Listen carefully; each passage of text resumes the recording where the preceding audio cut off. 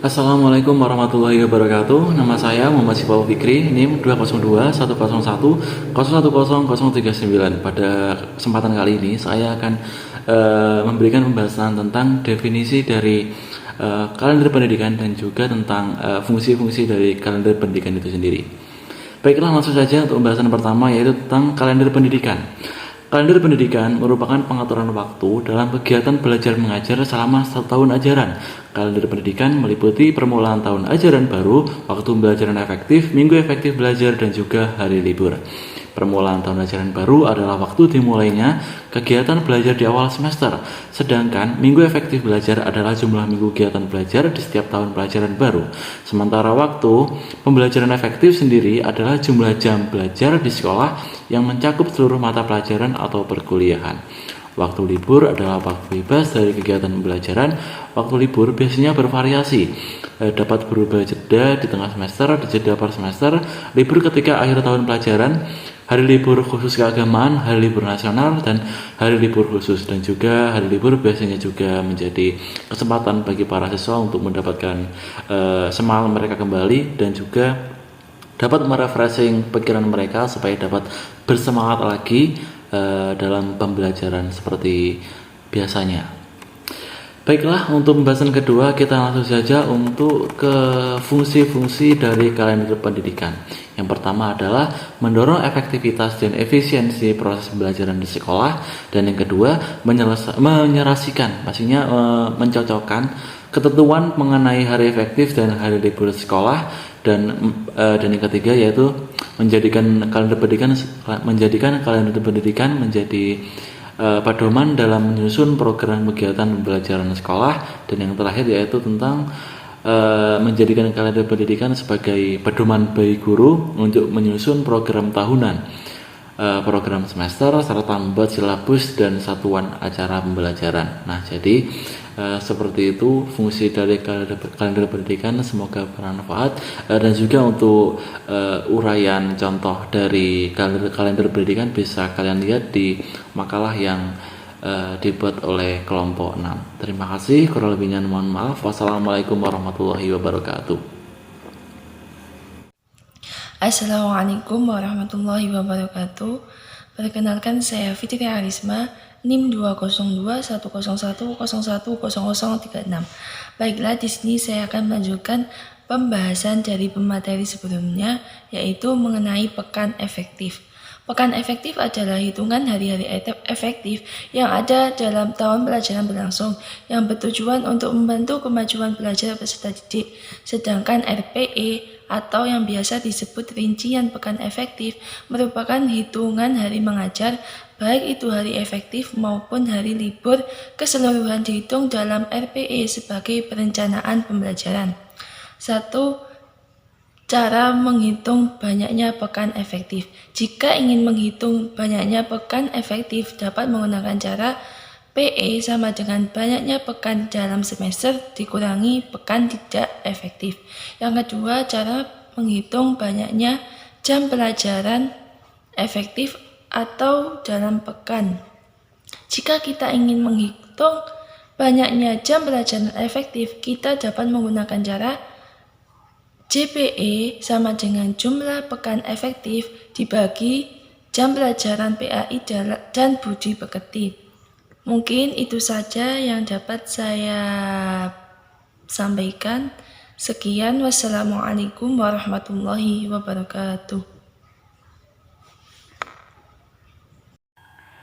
Assalamualaikum warahmatullahi wabarakatuh. Saya Yasidianisa, NIM 20210101033. Di sini saya akan sedikit menjelaskan tentang silabus. Silabus ini sendiri berasal dari bahasa Latin, yaitu syllabus, yang mempunyai arti daftar, tulisan, ringkasan. Silabus ini biasanya sebutan yang digunakan untuk menyebut suatu hasil ataupun produk pengembangan kurikulum yang di dalamnya menjabarkan mengenai standar kompetensi dan kompetensi dasar yang ingin dicapai, serta beberapa materi yang akan dipelajari oleh para peserta didik. Dengan kata lain, silabus ini digunakan sebagai acuan ataupun rujukan dalam pengembangan rancangan pelaksanaan pembelajaran.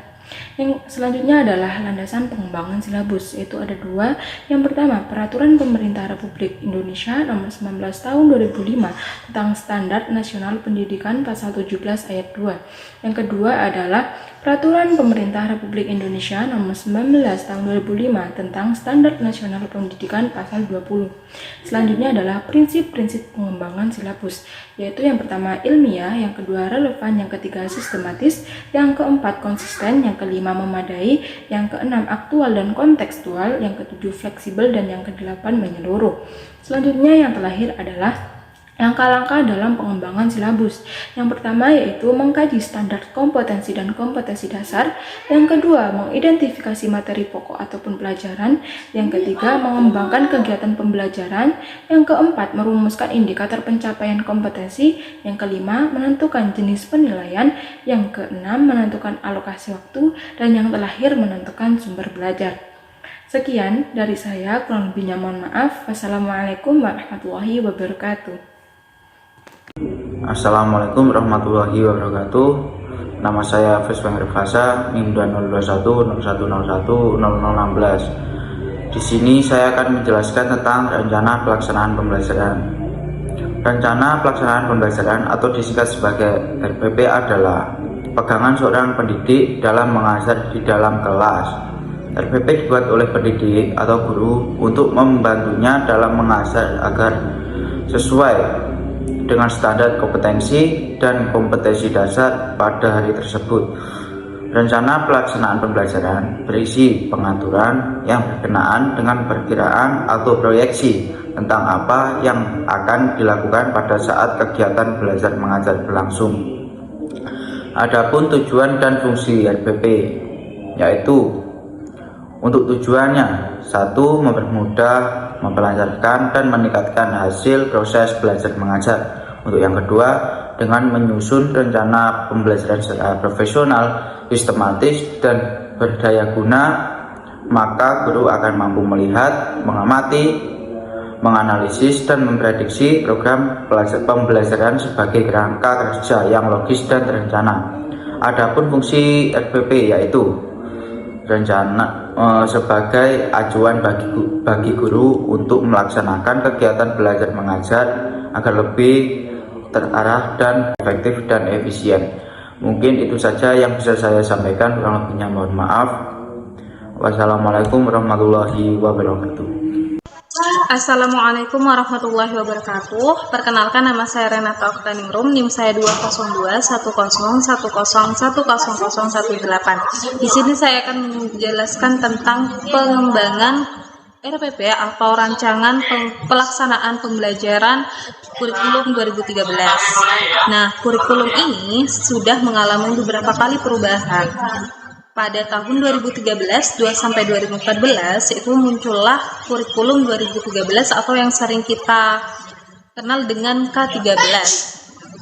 Hal ini, kurikulum 2013 ini merupakan penyempurnaan dari kurikulum sebelumnya seperti KBK dan KTSP. Begitu pula pada RPP yang kemudian mengalami perkembangan yang dirincikan dari suatu materi atau materi tertentu yang mengacu pada silabus. RPP ini mencakup seperti data sekolah, mata pelajaran, kelas, semester, materi pokok, alokasi waktu, tujuan pembelajaran, media, alat, sumber belajar, lalu langkah-langkah kegiatan pembelajaran, dan penilaian. Dalam pengembangan RPP K13 ini terdapat beberapa prinsip dan langkah-langkah, di antaranya seperti prinsip-prinsipnya yakni 1. Disusun oleh guru sebagai terjemah dari ide kurikulum dan berdasarkan silabus yang telah dikembangkan di tingkat nasional ke dalam rancangan proses pembelajaran. Yang kedua, itu dibuat dengan selalu mengedepankan perencanaan yang nantinya mampu mendorong keaktifan siswa dalam proses pembelajaran. Yang ketiga, itu mengedepankan pembelajaran yang mengembangkan budaya membaca dan menulis. Yang keempat, itu terdapat cara-cara dan langkah-langkah yang dilakukan guru untuk memberikan feedback dan follow up.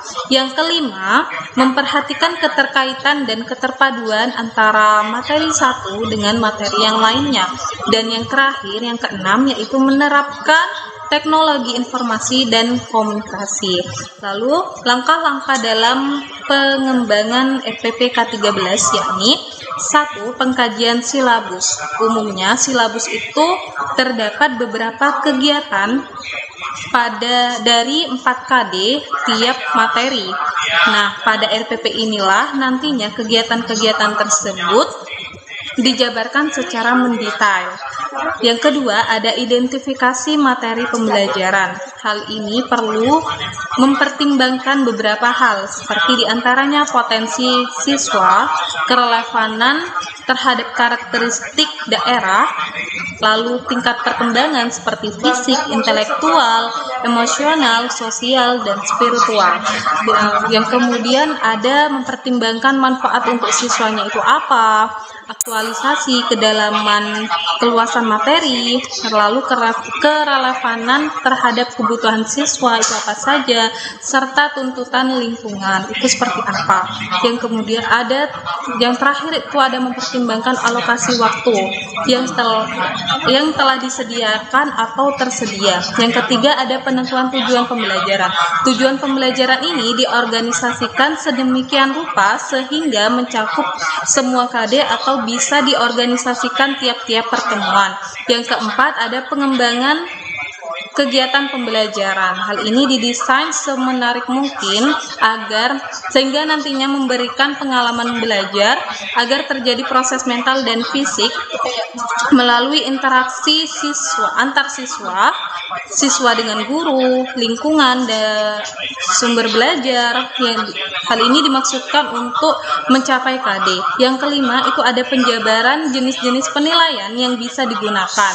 Hal ini didasarkan pada indikator yang telah dikembangkan sebelumnya. Yang keenam ada penentuan alokasi waktu didasarkan pada jumlah minggu efektif dan alokasi waktu mata pelajaran tiap minggunya yang tersedia dengan mempertimbangkan jumlah KD, keluasan, kedalaman, tingkat kesulitan dan kesukaran, tingkat kepentingan KD. Dan yang terakhir itu ada penentuan sumber belajar. Ini bisa dijadikan sebagai rujukan, objek, dan atau bahan yang bisa digunakan pada kegiatan pembelajarannya nanti, seperti berupa media cetak dan elektronik, narasumber, serta lingkungan fisik dan budaya. Sekian dari saya, kurang lebihnya mohon maaf. Wassalamualaikum warahmatullahi wabarakatuh.